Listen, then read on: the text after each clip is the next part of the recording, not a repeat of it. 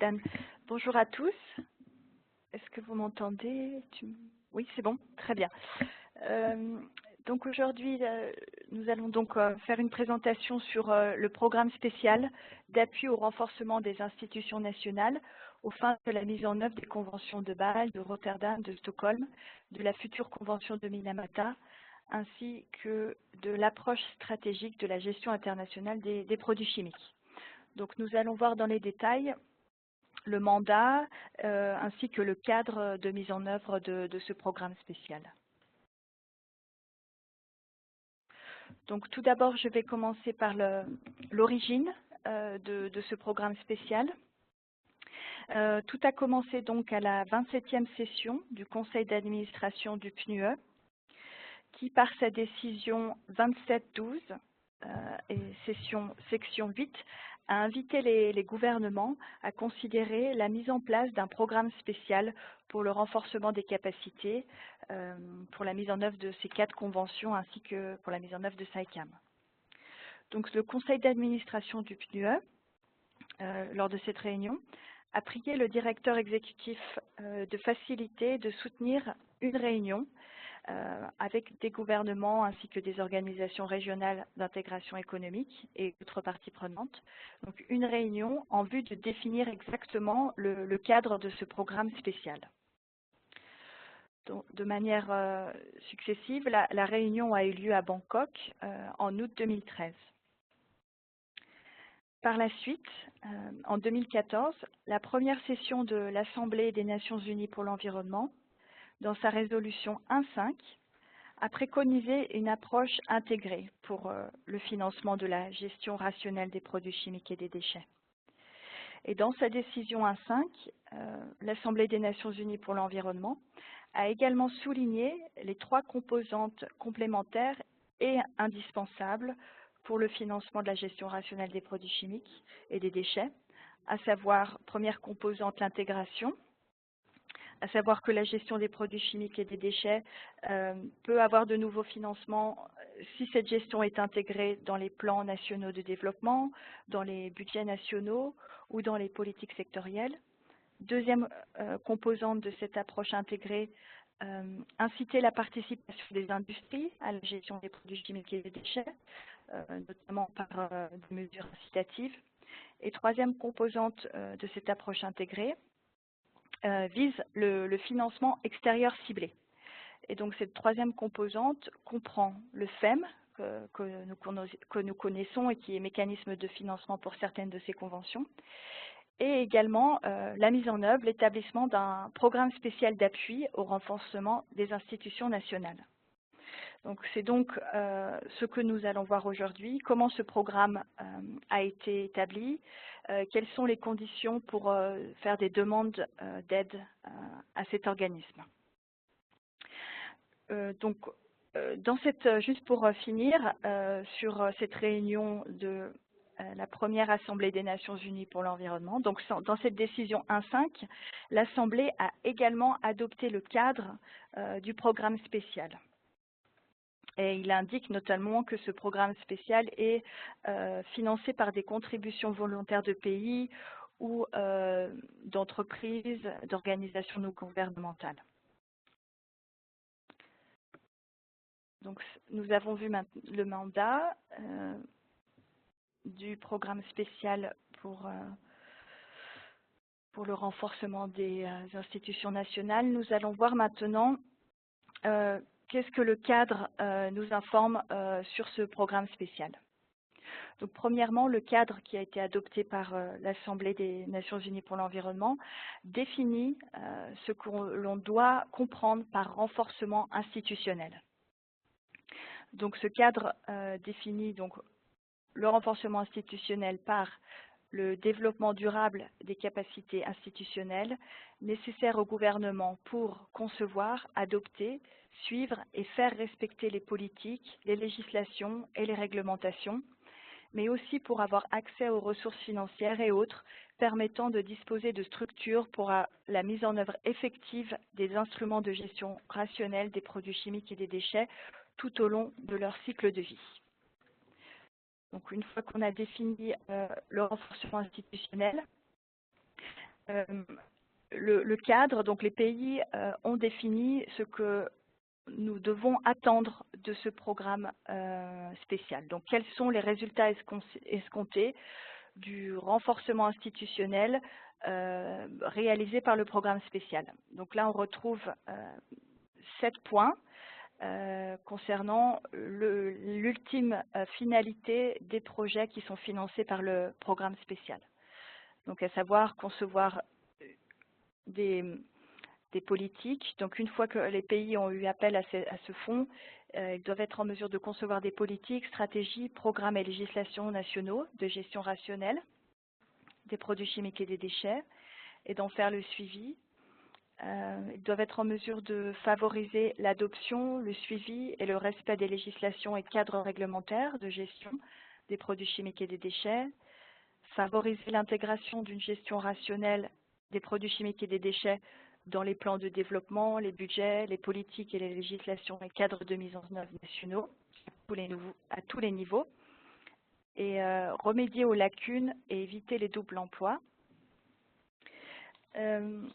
Ensuite, un autre résultat escompté concerne le travailler de manière plurisectorielle, efficace, efficiente, transparente, responsable et durable dans une perspective à long terme.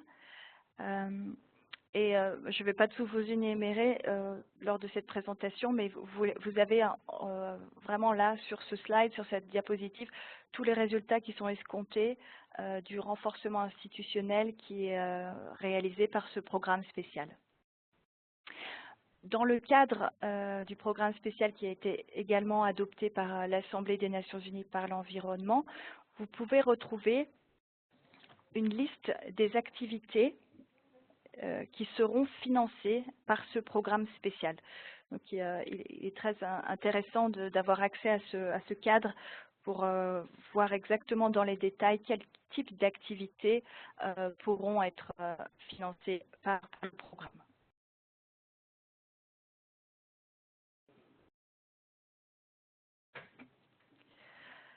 Sur cette diapositive, vous pouvez voir donc lors de l'établissement de ce programme spécial et conformément au cadre qui a été adopté, le programme donc l'Assemblée des Nations Unies pour l'environnement a demandé au directeur exécutif du PNUE d'établir et d'administrer un fonds d'affectation spéciale pour le programme spécial, ainsi que de fournir un secrétariat au programme. Donc, le secrétariat du programme spécial est hébergé par la branche Produits chimiques et déchets de la division technologie, industrie et économie du PNUE. Un fonds d'affectation spéciale pour le programme spécial a été officiellement établi et donc est désormais à même de recevoir des contributions des pays donateurs. Ce fonds d'affectation spéciale est ouvert pour une période de 7 ans. À ce jour, vous pouvez retrouver donc sur la diapositive les engagements et les contributions financières qui ont été reçus. Donc, 7 pays donateurs ont déjà offert des contributions financières à ce programme spécial pour un montant total de 14 millions de dollars. Donc, nous retrouvons par exemple la contribution de l'Autriche, de l'Union européenne, de la Finlande, de l'Allemagne, de la Suède, des Pays-Bas et des États-Unis.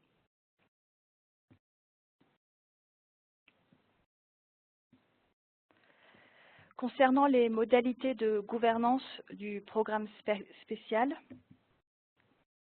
le conseil exécutif du programme spécial est véritablement l'organe responsable de la prise de décision et de la supervision du programme.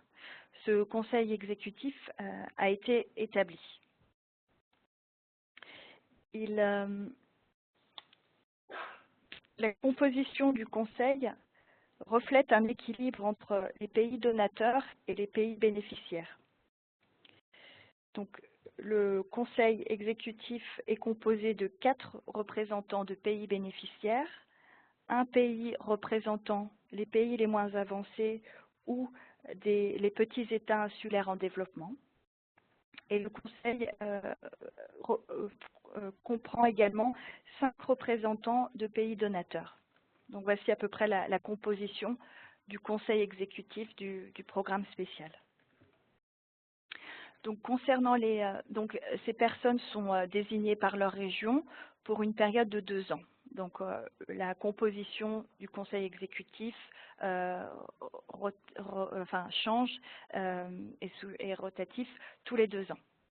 Donc là, vous retrouvez les représentants des différentes régions. Par exemple, pour les pays bénéficiaires, nous avons le Kenya pour l'Afrique, nous avons le Brésil et l'Argentine pour l'Amérique latine et les Caraïbes. Donc là, il y a une rotation entre ces 2 pays, le Brésil étant représenté pendant 1 an et ensuite l'Argentine pour la dernière année. Concernant l'Europe centrale et orientale, c'est l'ancienne République yougoslave de Macédoine qui siège au Conseil exécutif. Et le représentant des pays les moins avancés et les petits États insulaires en développement est le Yémen. Concernant la région Asie et Pacifique, la nomination du représentant est en cours de transmission. Concernant les représentants des pays donateurs, nous retrouvons les 5 pays listés sur la diapositive, à savoir l'Union européenne, la Finlande, l'Allemagne, la Suède et les États-Unis. Le conseil exécutif a donc 2 coprésidents, un coprésident des pays bénéficiaires et un coprésident des pays donateurs. À ce jour, ce sont le Brésil et la Finlande. Donc, le conseil exécutif du programme spécial s'est réuni en février 2016 à Genève. Donc, ce conseil exécutif se réunit tous les ans. Donc, comme nous l'avons dit, le mandat du conseil est borné, disons, par le cadre qui a été adopté par l'Assemblée des Nations Unies pour l'environnement. Ce conseil exécutif prend ses décisions par consensus quand cela est possible. Si le consensus ne peut pas être obtenu, alors le conseil exécutif, dans une dernière instance, prend ses décisions dans une majorité de 2/3 de ses membres qui sont présents et qui votent.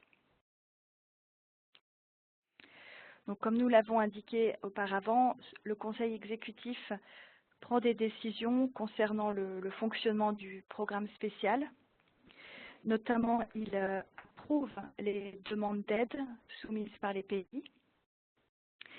Il approuve également les procédures de demande, d'évaluation, de monitoring et de vérification. Ce conseil exécutif fournit également des orientations sur l'opération de la mise en œuvre du programme spécial et fournit les orientations sur tout autre sujet relatif au fonctionnement du programme.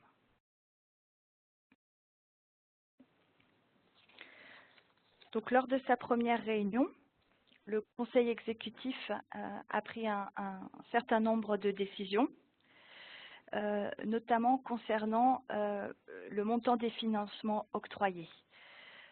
Donc, lors de cette réunion, il a été décidé par le Conseil que le montant des financements octroyés par demande irait de 50 000 $ à 250 000 $ par projet, avec un maximum de 500 000 $ pour un projet plus complet sur le renforcement institutionnel. Le Conseil a également décidé de la durée maximum d'un projet. Donc, un projet peut avoir une durée maximale de 3 ans. Le Conseil a aussi décidé que la première série de demandes d'aide qui seront donc approuvées seront faites en phase pilote.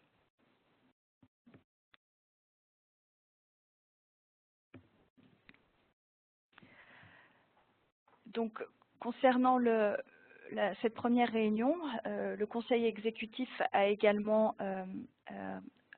confirmé de nouveau les critères d'éligibilité pour déposer un projet et se voir octroyer des financements. Donc, concernant ces critères, il faut être donc un pays en développement.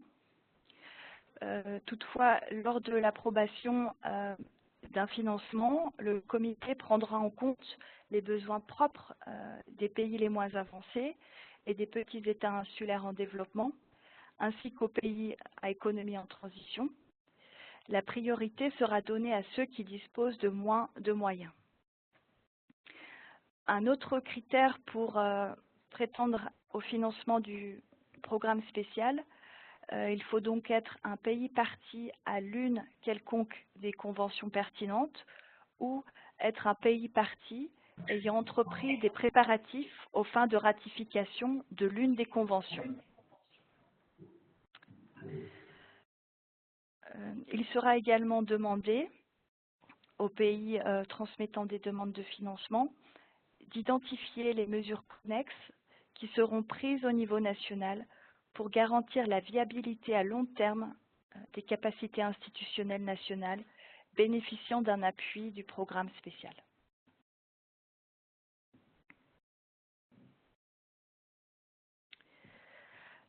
D'autres décisions, donc je voulais vous montrer également, vous informer sur les autres décisions qui ont été prises par ce conseil exécutif lors de la première réunion. Notamment, le conseil s'est penché sur quels éléments doivent être indiqués dans les demandes d'aide étant soumises.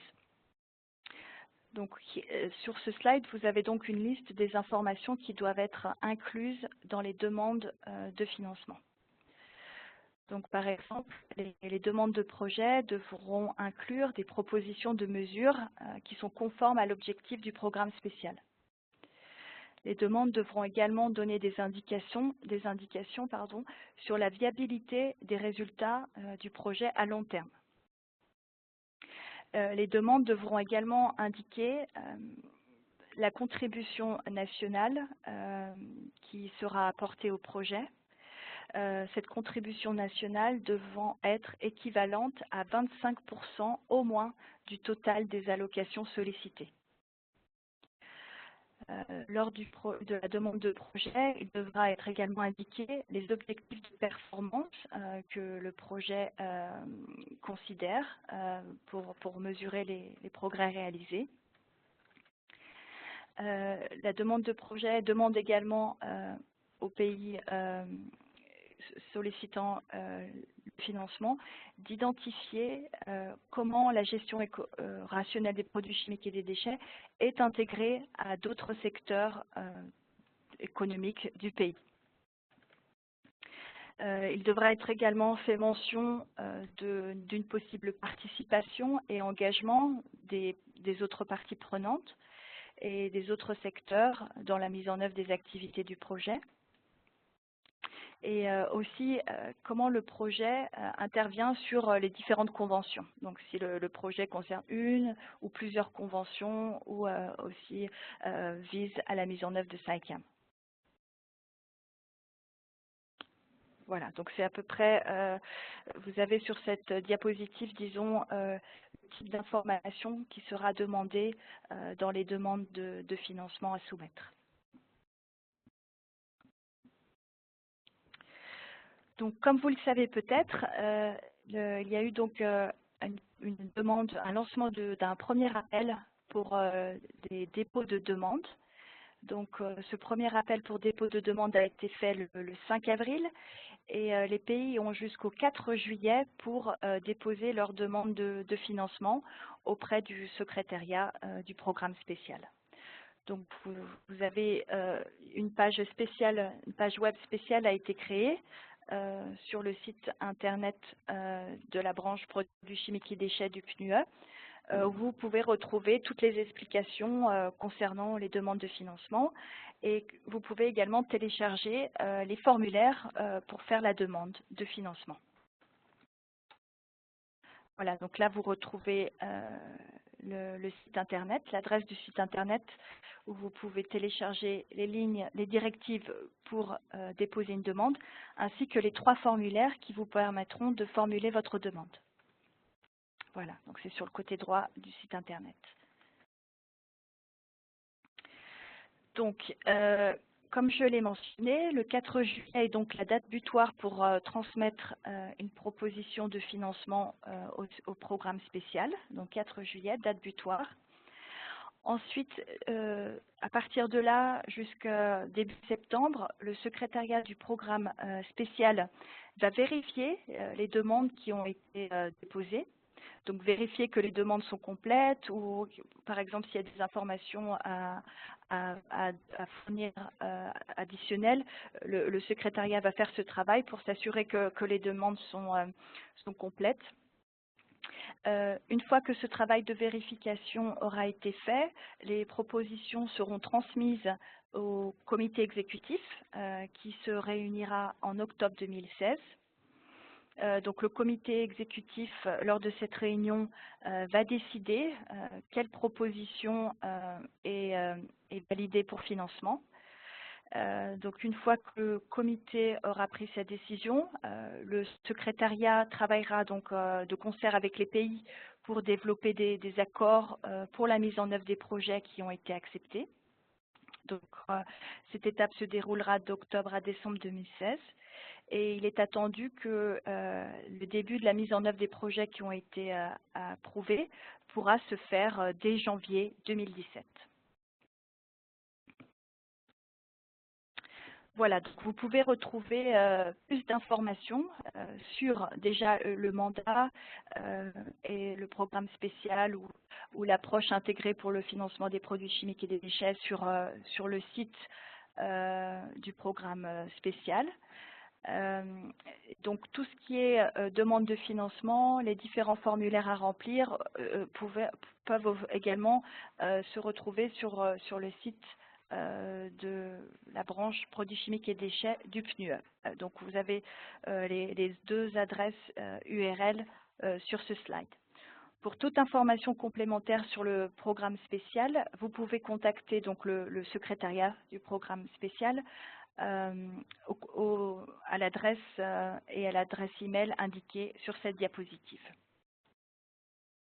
Voilà, donc cela conclut ma présentation sur le programme spécial pour le renforcement des institutions nationales en vue de la mise en œuvre des conventions de Bâle, de Rotterdam, de Stockholm, ainsi que de Minamata et de l'approche stratégique pour la gestion internationale des produits chimiques, SAICAM.